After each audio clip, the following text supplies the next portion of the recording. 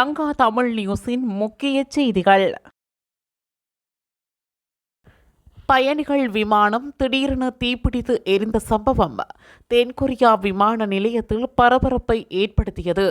இதில் 176 பயணிகள் உயிர் தப்பியதாக தகவல் வெளியாகியுள்ளது.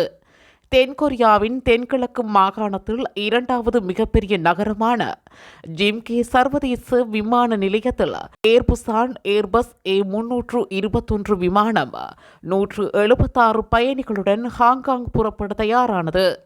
அப்போது விமானத்தின் வால் பகுதியில் தீ பிடித்ததில் தீ மளமளவென விமானம் முழுவதும் பரவியது.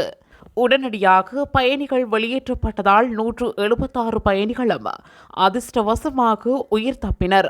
இச்சம்பவத்தில் ஒருவர் காயமடைந்ததாக கூறப்படுகிறது.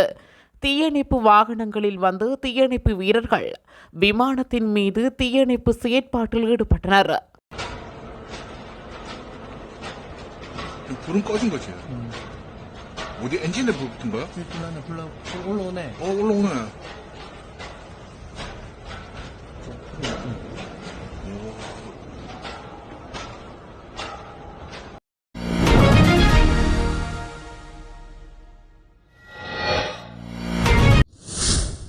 செய்திகளை உடனுக்குடன் அறிந்து கொள்ள நம்ம சேனலை மறக்காம சப்ஸ்கிரைப் பண்ணுங்க.